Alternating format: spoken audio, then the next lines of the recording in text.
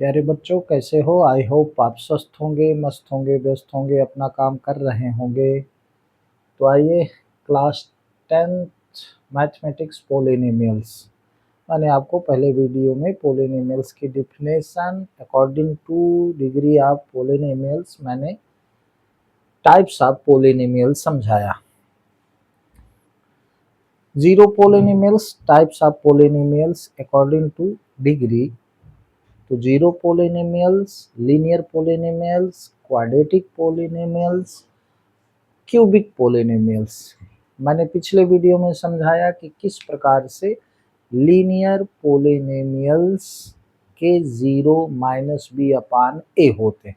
ठीक है, linear polynomials p x is equal to a x plus b, this is the standard form of linear polynomials. Okay, मैंने उसमें ये भी समझाया कि अगर x वेरिएबल का कोई पॉलिनोमियल्स है और वो क्वाड्रेटिक पॉलिनोमियल्स है तो उसका a x square plus b x plus c standard form होगा।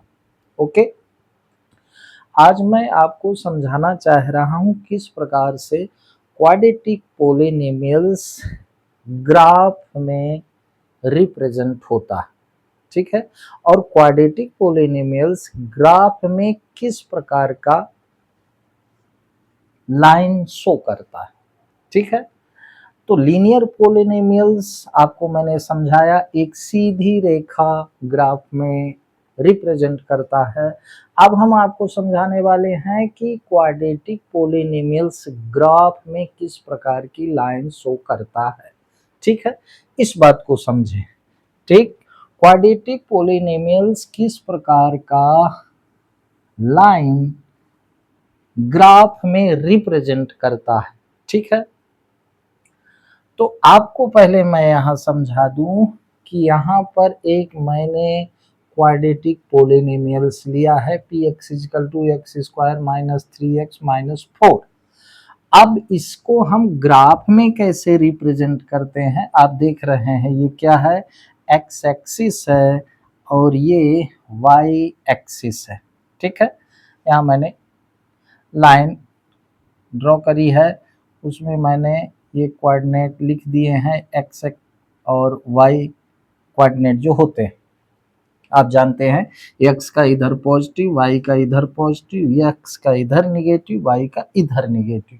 ठीक है, जब हम किसी भी पॉलिनोमियल्स को ग्राफ में रिप्रेजेंट करते हैं तो वाई कोऑर्डिनेट्स का भी वैल्यू हम निकालते हैं। कैसे? एक्स की वैल्यू इस तरह से, हम कोई भी मान लो ये polynomials p x is equal to x square minus 3x minus 4 है, तो x की वैल्यू अगर हम -2 if x is equal to -2 represent करेंगे इसमें, तो y कोऑर्डिनेट इसमें वैल्यू x की रखेंगे तो 6 आएगा। देख लें कैसे, x इजकल टू -2 हमने लिया, ये x इजकल टू -2 लिया, तो y बराबर हमने माना x square minus 3x minus 4, ये y कोऑर्डिनेट के लिए अब वैल्यू आ जाएगी। ठीक है, तो y इजकल टू क्या हुआ, x अगर हमने -2 लिया तो -2 का whole square minus 3x, x की वैल्यू क्या है -2 -4। समझ रहे हैं, हम x इजकल टू -2 ले चुके हैं और इस पॉलिनोमियल्स में हम x की वैल्यू रख रहे हैं तो y कोऑर्डिनेट्स की वैल्यू आ जाएगी एक्स स्क्वायर -2 का होल स्क्वायर -3x -3 इंटू -2 -4 इसको हमने सॉल्व किया, 2 2 जा 4, चूंकि माइनस है 3 2 जा 6 प्लस हो गया और ये -4।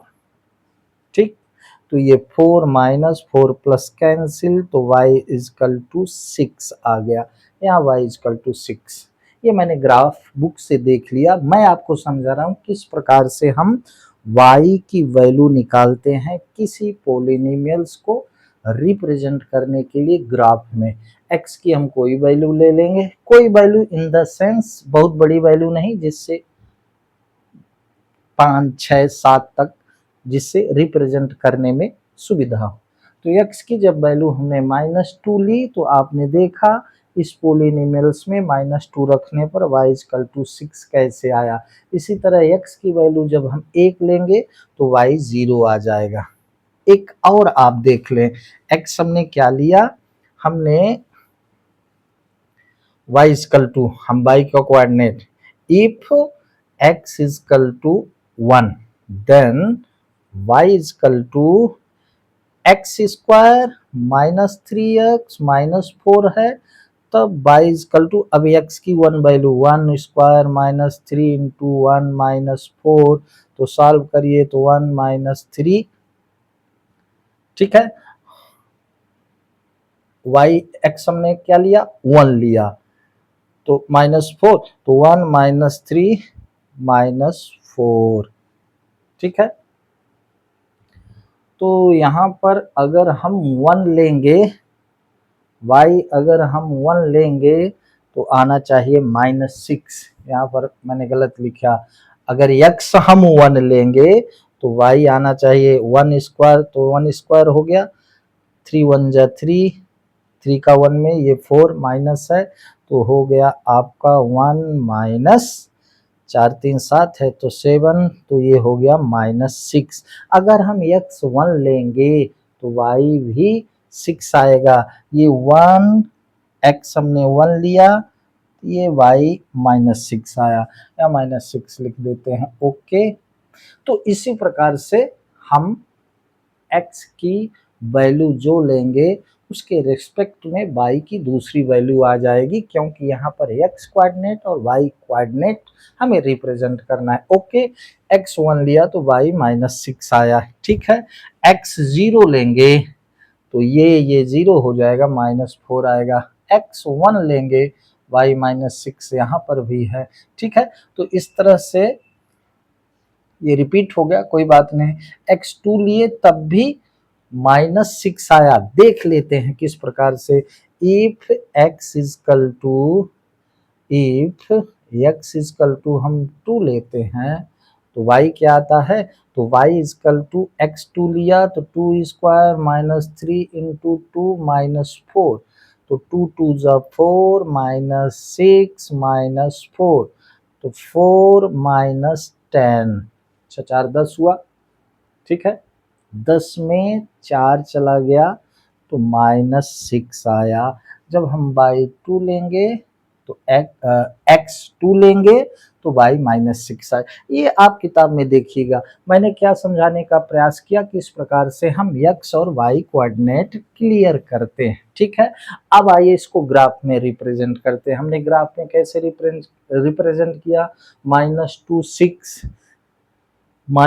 6 ये पॉइंट है, कैसे, x -2 1 2 इसके सामने और y ये 6, एक पॉइंट ये हो गया, फिर 1 -6, 1 क्या है, पॉजिटिव है, x पॉजिटिव तो 1 और y क्या है -6, तो ये 1 2 3 4 5 6, ये हो गया 1 और -6, ठीक है। फिर 0 -4, x क्या 0, y क्या -4, तो ये 0 -4 का क्वाड्रेंट हो गया।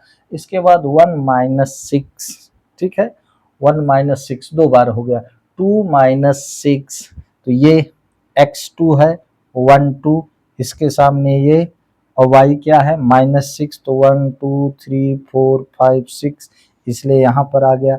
इसी तरह से ये 3 -4, ये 4 0 और ये 5 6, आपको एक्स वाई का मान कोऑर्डिनेट ग्राफ में रिप्रेजेंट करना आता होगा। अब देख लें कि इसका ग्राफ कैसे बिना, अब सभी पॉइंट को अगर हम मिलाएं तो देखें प्लीज, ये यहाँ गए यहाँ गए यहाँ गए यहाँ गए यहाँ गए यहाँ गए और ये इस प्रकार से ये बना ग्राफ में, ठीक है, ये लाइन बनी। इस लाइन को क्या कहते हैं, दरअसल जब हम क्वाड्रेटिक पॉलिनोमियल्स को ग्राफ में रिप्रेजेंट करते हैं तो वो या तो इस प्रकार का ग्राफ बनाता है या तो इस प्रकार का बनाता है। ये इस प्रकार का बना, इसको कहते क्या हैं, इसको कहते हैं पैराबोला। पैराबोला बनता है कब?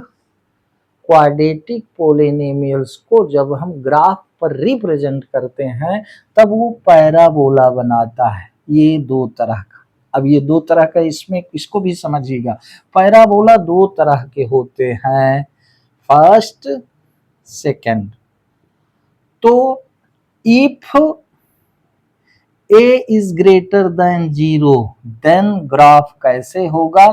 ओपन अपवर्ड होगा। इसको कहते हैं ओपन अपवर्ड्स। इसको क्या कहते हैं?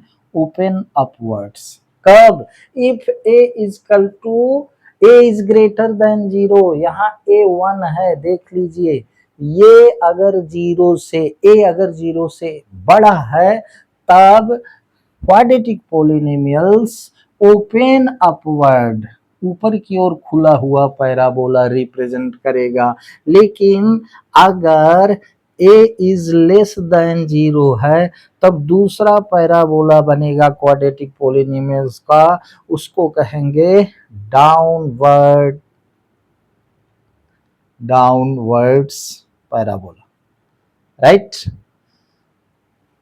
सीधी सी बात है, अगर क्वाड्रेटिक पोलिनोमियल्स में a की वैल्यू 0 से अधिक है, बड़ी है, तब ओपन अपवर्ड होगा, ऊपर की ओर खुला होगा। अगर a की वैल्यू 0 से छोटी है, a इज लेस देन 0, तब डाउन अपवर्ड होगा, यानी कि नीचे की ओर मुंह खुला होगा। इतना क्लियर हुआ? तीन बातें यहाँ क्या? क्वाड्रेटिक पोलिनोमियल्स ग्राफ में पैराबोला बनाता है। अगर a की वैल्यू ग्रेटर देन 0 है तब ओपन अपवर्ड होगा, ऊपर की ओर खुला होगा। लेकिन अगर a की वैल्यू 0 से कम है तब डाउनवर्ड्स पैराबोला बनेगा। That's all. आपकी किताब में भी लिखा है, लेकिन सामान्य रूप से बच्चे पढ़ते नहीं, इसको समझेंगे। ठीक है, अब आगे चलते हैं। अब ये ओपन अपवर्ड, डाउन अपवर्ड, ये कई तरह से रिप्रेजेंट हो सकते हैं, किसमें? ग्राफ में। उसको समझिएगा। इसके बाद एक्सरसाइज 2.1 एकदम क्लियर कट आपको समझ में आ जाएगी।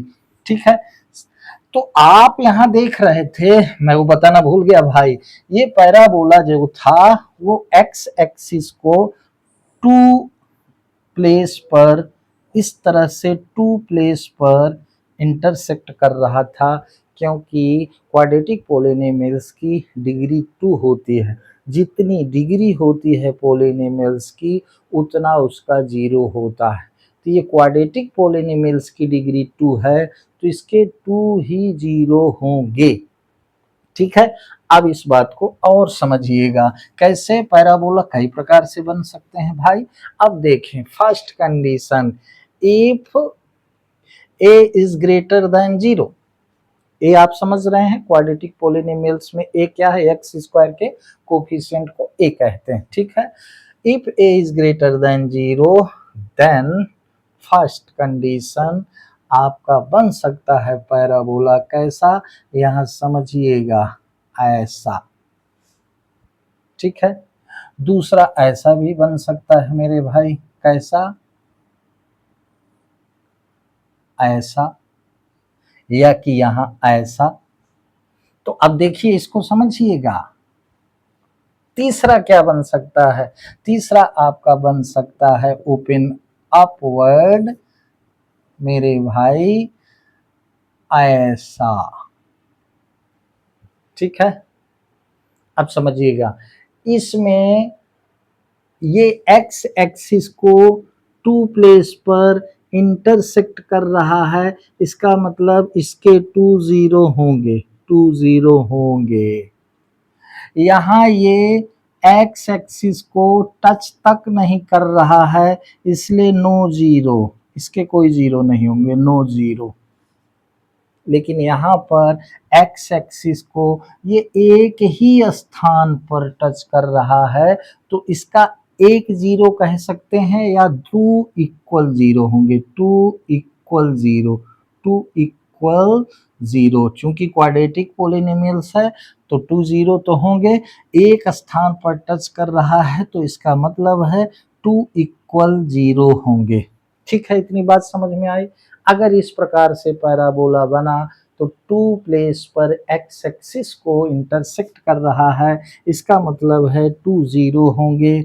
यहाँ पर पैराबोला कहीं नहीं एक्स एक्सिस को टच कर रहा है, सो नो जीरो। लेकिन यहाँ पर ये पैराबोला एक्स एक्सिस को एक स्थान पर टच कर रहा है, इसका मतलब 2 = 0। ठीक है, यही कंडीशन ये ओपन अपवर्ड्स में है, यही कंडीशन डाउनवर्ड्स में होगी, ओपन डाउनवर्ड्स में होगी। कब? If a is less than 0 then. 3 condition इसमें भी हो सकती हैं भाई। पहला क्या हो सकता है? पहला ये ऐसा हो सकता है, आप देख लें, इस तरह हो सकता है, यानी कि दो जगह एक्स एक्सिस को ये इंटरसेक्ट कर रहा है। तो क्लियर है कि यहाँ भी 2 0 होंगे। कितने? 2 0। अब ऐसा भी हो सकता है, ये एक्स एक्सिस है, ये वाई एक्सिस है, यहाँ ये पैराबोला कहीं एक्स एक्सिस को टच नहीं कर रहा है, इसलिए नो जीरो। ओके, इसी प्रकार से तीसरी कंडीशन ऐसी हो सकती है कि ये यहाँ टच करे एक्स एक्सिस को, तो 2 = 0, 2 = 0, यानी जो दो जीरो होंगे वो दोनों इक्वल होंगे। ये आपको समझना अनिवार्य है। 6 कंडीशन हो सकती हैं, 3 कंडीशन ओपन अपवर्ड की, 3 कंडीशन डाउन अपवर्ड की। मैंने आपको क्या समझाया? क्वाड्रेटिक पोलिनोमियल्स में दो जीरो होंगे, लेकिन या तो 2 जीरो डिफरेंट होंगे, या तो नो जीरो होंगे, या तो 2 जीरो इक्वल होंगे। ये हुआ क्वाड्रेटिक पोलिनोमियल्स का। बात क्या निकल के सामने आई कि कोई भी पोलिनोमियल्स एक्स का ग्राफ एक्स एक्सिस को जितने स्थान पर इंटरसेक्ट करता है उतने जीरो माने जाते हैं। ठीक है, उतने जीरो होते ही है। ये बात समझ में आई? इसी तरह से अब आपको थोड़ा सा हिंट देते हैं क्यूबिक पोलिनोमियल्स। अब क्यूबिक पोलिनोमियल्स का किस प्रकार से ग्राफ में लाइन रिप्रेजेंट होगी, तो वो पैराबोला भी हो सकती है और पैराबोला से आगे भी। जैसे देख लें कि अगर, क्या आपको अब समझाना है क्यूबिक, यद्यपि आपके सिलेबस में क्यूबिक पोलिनोमियल्स ज़्यादा नहीं है, फिर भी आप थोड़ा सा समझ लें क्यूबिक पोलिनोमियल्स का क्या। ये एक्स एक्सिस है मेरे भाई, ये वाई एक्सिस है, तो ऐसा भी हो सकता है। अब देख लें, 3 जगह ये एक्स एक्सिस को इंटरसेक्ट कर रहा है, इसका मतलब ये क्यूबिक पोलिनोमियल्स का ग्राफ है। ठीक है, ये ऐसे बन सकता है। ठीक है, और दूसरा रूप ले सकता है, ऐसे भी ये बन सकता है, ऐसे भी बन जाए, तो ऐसे बन जाए, ऐसे बन सकता है, लेकिन अभी यहाँ पर एक ही जीरो है। तो ये क्यूबिक पोलिनोमियल्स आगे की कंडीशन है, आपके सिलेबस में नहीं, इस पे नहीं जाएंगे। हम कहाँ तक रहेंगे? इतना जानेंगे कि क्यूबिक पोलिनोमियल्स में 3 जीरो होते हैं। अगर एक्स एक्सिस को कोई किसी पोलिनोमियल्स का ग्राफ जितने स्थान पर इंटरसेक्ट करता है उतने जीरो उस पोलिनोमियल्स में होते हैं। आइए हम सीधे चलते हैं कहाँ? एक्सरसाइज 1.1। एक्सरसाइज 2.1 बहुत सरल है। आप कहते होंगे सर ये तो बहुत सरल है। सरल इसलिए नहीं है कि आपको कोई बता दिया कि जितने स्थान पर इंटरसेक्ट करे उतने जीरो। सरल इसलिए अब आप कहें कि उस बात को आपको समझ में आनी चाहिए। एक्सरसाइज 2.1 में एक ही क्वेश्चन है जिसमें चित्र बने हुए हैं। आपको दिया गया कि ग्राफ y बराबर पी एक्स का ग्राफ आपको दिया है। ठीक है, कोई पोलिनोमियल्स पी एक्स है और उस पोलिनोमियल्स पी एक्स का y बराबर पी एक्स यानी ग्राफ दिया है। तो पहला ग्राफ आपका है सीधा सा इस प्रकार से। इस प्रकार से है पहला ग्राफ। ये वाई एक्सिस आप समझते होंगे क्या? अगर आपने पढ़ा है तो समझते होंगे, नहीं तो समझ ले। इस प्रकार से ये ओरिजिन है, ये एक्स एक्सिस है, ये वाई एक्सिस है। ये लाइन जो है ये y बराबर पी एक्स की है और ये y बराबर पी एक्स एक्सिस को कहीं इंटरसेक्ट नहीं कर रही है, इसलिए पहला का आंसर आपका क्या हो गया? इस प्रश्न में पूछा गया है कि नीचे दिए गए लिखा है कि द ग्राफ ऑफ y बराबर p x are given in figure 2.10 below for some polynomials p x find the number of zero of p x in each case. तो इसमें बताना है कि इसमें कितना जीरो, चूंकि ये लाइन ये पॉलिनोमियल्स का ग्राफ एक्स एक्सिस को कहीं इंटरसेक्ट नहीं कर रहा है, इसलिए पहला का आंसर नो जीरो, इसमें कोई जीरो नहीं होंगे। दूसरे में आप देख रहे हैं कि एक जगह इंटरसेक्ट कर रहा है, तो दूसरे में क्या होगा आप देख लें। दूसरे का इस प्रकार से चित्र बना है, ये वाई एक्सिस हो गया, एक्स एक्सिस आप समझते होंगे, लिखना जरूरी नहीं है, ये ओरिजिन हो गया। और चित्र कैसे बना है मेरे भाई? चित्र बना है ऐसे, ये एक जगह पर ये ग्राफ एक्स एक्सिस को इंटरसेक्ट कर रहा है, इसलिए दूसरे का आंसर हो गया 10। बताना है कितने जीरो, ठीक है। तीसरे का देख लें, तीसरे में आपके 1 2 3 जगह इंटरसेक्ट कर रहा, ऐसे आपका चित्र बना है, x axis, y axis, origin x axis और ये वाई एक्सिस। तीसरे नंबर का समझा रहे हैं तो कैसे बना है? ये बना है ऐसे। तो कितने स्थान पर? 1 2 3, 3 स्थान पर, तो तीसरे का आंसर हुआ 30। कितना? 3 जीरो है भाई, 3 जीरोज, ठीक है। इसी प्रकार से चौथे में 2 जगह इंटरसेक्ट कर रहा है तो 2 जीरो। चौथे में क्या, अब आप समझ गए हैं, चौथे में 2 जीरोज, ठीक है ना।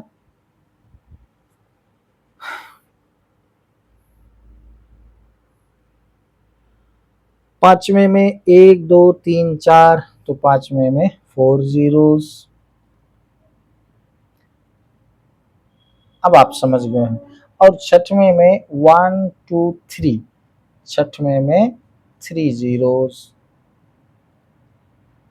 3 जीरोज। तो 2.1 में सिर्फ ये बताना है कि दिया गया ग्राफ में पॉलिनोमियल्स y बराबर पी एक्स कितने जीरो है उसमें।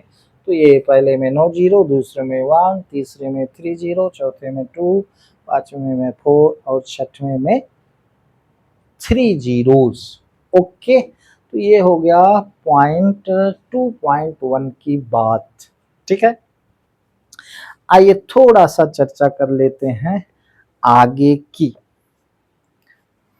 आपको प्रवेश करा देते हैं 2.2 में।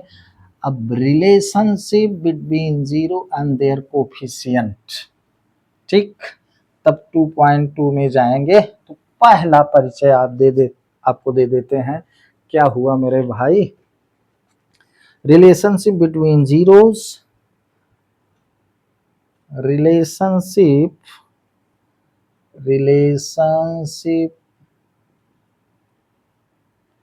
between zeros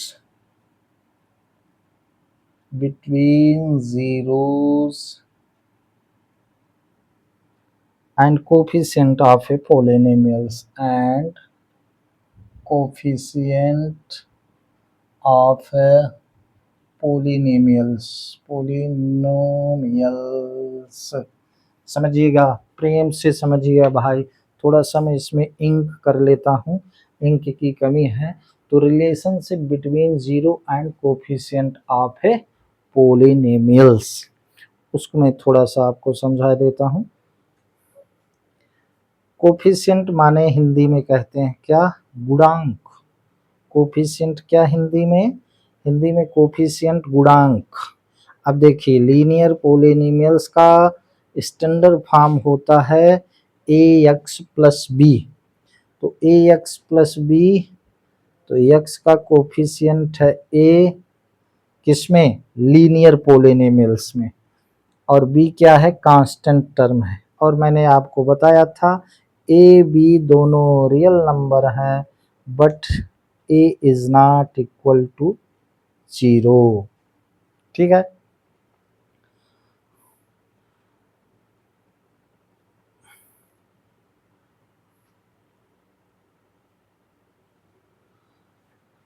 relationship between zero and coefficient of a polynomials. पहले बात करते हैं first linear polynomials. Standard form क्या, ax plus v। Okay, zero कितने, 1 0। ठीक है। तो जीरो और उस पोलिनोमियल्स के कोफिशिएंट में क्या रिलेशन है, तो आपको मैंने इसमें समझा दिया कि जो लीनियर पोलिनोमियल्स होता है उसका एक जीरोज होता है और वो जीरो होता है क्या, माइनस बी अपान ए।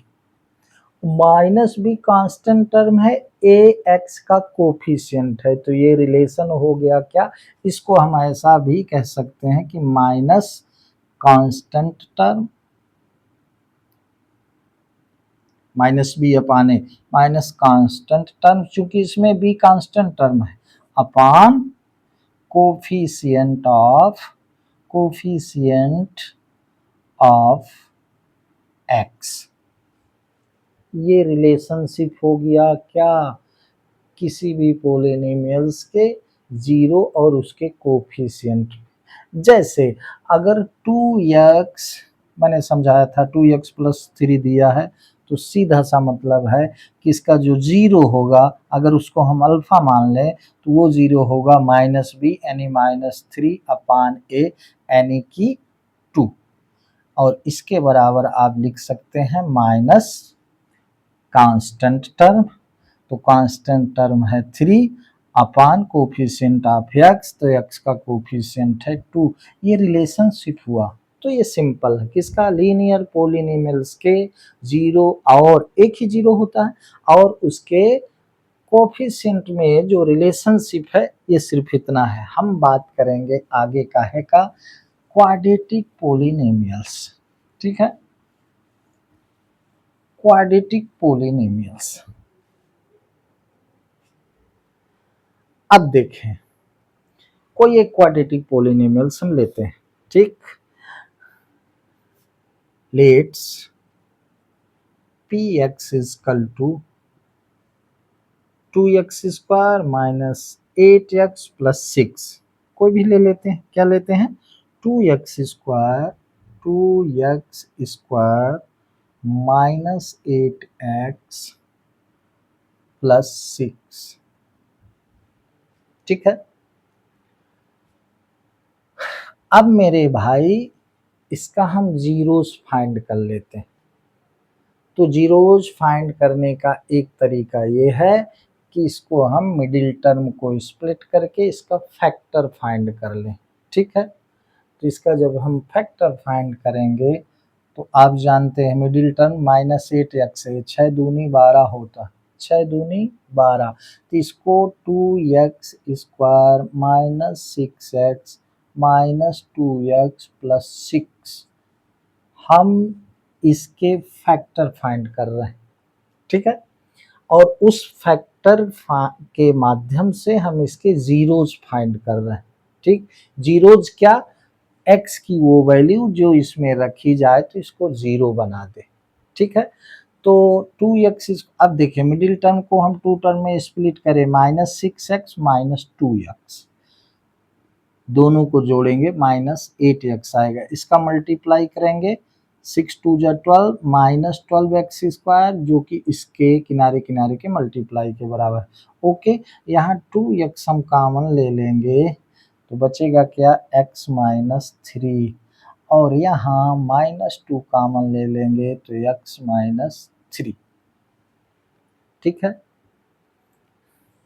2x का x में तो 2x स्क्वायर, 2x का 3 में तो 6x, 2 तिहाई 6 -2। अब x माइनस 3 दोनों में है, अगर आपको समझ में आता है तो x माइनस 3 हम बाहर निकाल लिए, तो यहाँ बचा 2x माइनस 2। ठीक है, x माइनस 3 ये, x माइनस 3 ये, इसको हमने बाहर निकाल लिया तो 2x ये बचा -2। अगर इसको हम जीरो से कंपेयर कर दें तो जीरोज फाइंड हो जाएगा। तो क्या हुआ, x माइनस 3 इजकल टू 0 और 2x माइनस 2 इजकल टू 0। यहाँ और भी लिख सकते हैं, तो ये x इजकल टू 3 हो गया, और ये x इजकल टू 2/2 मतलब 1 हो गया। तो इसके जीरो कितने हुए, 3, 1, इसके 2 जीरो हुए। 2 जीरो क्यों हुए भाई, क्योंकि ये क्वाड्रेटिक पोलिनोमियल्स। ठीक है, अब आप ध्यान दीजिएगा, यहाँ इसके ये फैक्टर हैं, ये फैक्टर। ठीक है, x माइनस 3, 2x माइनस 2, जिसके कारण हमको एक जीरोज ये मिला 3, एक जीरोज मिला 1। ठीक है, अब देखें, ध्यान दीजिएगा, हमको 2 जीरोज मिल गए।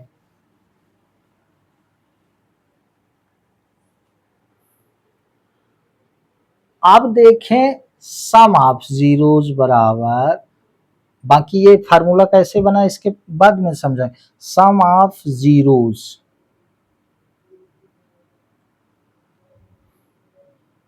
ये क्या हुआ, सम ऑफ जीरोज 1 + 3 हुआ, एक 0 1 है, एक 0 3 है, ये क्या आया, 4 आया। 4 को हम कैसे लिख सकते हैं, 4 को हम लिख सकते हैं, और हाँ 4 को हम लिख सकते हैं -8/2। 4 को हम लिख सकते हैं -8/2, 2 4 जा सॉरी -8/2 ये लिख सकते हैं। अब यहाँ ध्यान देने की बात इतनी सी है, अभी मैं आज आपको इतना ही समझाना चाहता हूँ, क्या, relationship between zeros and coefficient of a polynomials. Coefficient मतलब x का कोफिशिएंट -8 है, x स्क्वायर का कोफिशिएंट 2 है, तो इसके जीरो क्या हैं, इसके 2 जीरोज हैं, अभी मैंने आपको बताया, एक 1 है, एक 3 है। तो इस 1 3 जो 2 जीरो हैं, इन जीरोज और कोफिशिएंट जो -8 और 2 है, इसके बीच रिलेशन क्या है, मैं आपको वो समझाना चाह रहा हूँ। तो सम ऑफ जीरो 1 + 3 4 होता है, 4 को हम -8/2 लिख सकते हैं। अब देखें, ये माइनस और -8 क्या है, coefficient of x, coefficient of x है, अपॉन 2 क्या है, coefficient of x square, coefficient of x square. -8 coefficient of x है, 2 कोफिशिएंट ऑफ x स्क्वायर है। तो रिलेशन क्या निकल के आया, रिलेशन ये निकल के आया कि किसी भी क्वाड्रेटिक पोलिनोमियल्स में जीरो का जो सम होता है, sum of zeros, sum of zeros जो होता है वो क्या होता है, सम ऑफ जीरोज -b/a होता है, -b/a, ये आपको मिला। ठीक है, सम ऑफ जीरोज, किसी क्वाड्रेटिक पोलिनोमियल्स में सम ऑफ जीरोज क्या होता है, -b/a, यानी कि जीरो का जो वो योग है उसका रिलेशन कोफिशिएंट से है, कोफिशिएंट -b/a, ये x का कोफिशिएंट है, ये a x स्क्वायर का कोफिशिएंट, उसी प्रकार से अगर हम देखें कि product of zeros, product of zeros, दो जीरोज होते हैं, प्रोडक्ट ऑफ जीरोज क्या, 1 into 3 इज इक्वल टू 3, ठीक है। तो 3 को और हम क्या लिख सकते हैं, 6/2 लिख सकते हैं ना। अब 6 क्या हो गया भाई, कांस्टेंट टर्म हो गया, और 2 क्या हो गया, कोफिशिएंट ऑफ एक्स स्क्वायर हो गया। 6 क्या है, कांस्टेंट टर्म, कांस्टेंट टर्म, और 2 क्या हो गया, coefficient, coefficient of x square. तो निकल के बात क्या सामने आई कि किसी भी क्वाड्रेटिक पोलिनोमियल्स में उसके जीरो का जो प्रोडक्ट होता है दोनों, वो क्या होता है, कांस्टेंट टर्म और कोफिशिएंट ऑफ एक्स स्क्वायर का डिवीजन होता है, यानी कि प्रोडक्ट ऑफ जीरो। फिर इसको ये फार्मूला दूसरे तरीके से समझाएंगे, product of zeros is equal to क्या, C/A। C क्या है, कांस्टेंट टर्म है, और A क्या है, एक्स स्क्वायर का कोफिशिएंट, ठीक है। एक तरीका ये हुआ क्या, relationship between zeros and coefficient of polynomials. दूसरा sum of zeros, product of zeros का फार्मूला कैसे बना, अगर हम मान लें कि क्वाड्रेटिक पॉलिनोमियल्स के 2 जीरो अल्फा और बीटा है, तो सम ऑफ जीरोज अल्फा बीटा और coefficient of zeros alpha into beta, इसका फार्मूला -b/a/c/a कैसे बना, इसको हम आगे के वीडियो में समझाएंगे। तब हमारा शुरू होगा क्या, 2.2। तो प्यारे बच्चों, पूरी आशा है आपको ये समझ में आया होगा। प्लीज़ पुनः मैं कहूँगा कि अगर आपको बात नहीं समझ में आती है या कि समझ में आती है, तो आप अपने कमेंट्स बॉक्स में ज़रूर अपनी बात कहें, वीडियो को लाइक करें और मेरे गणित के चैनल को यू कैन डू मैथ्स को सब्सक्राइब करें। पूरा यकीन रखें, अभी मैं इन sum of zeros, product of zeros को और अच्छे तरीके से समझाऊंगा। और अच्छे तरीके से समझाने से मेरा मतलब है कि ये गलत तरीका है, ऐसा नहीं, ये हमने बताया आपको कि किस प्रकार से रिलेशन होता है किसी भी क्वाड्रेटिक पॉलिनोमियल्स के कोफिशिएंट में और जीरो में। इसके बाद हम sum of zero, product of zero कैसे फार्मूला बना, ये भी समझाएंगे। सो प्लीज़ मेरे गणित के channel you can do maths को सब्सक्राइब करें। आज बस इतना ही। जय हिंद।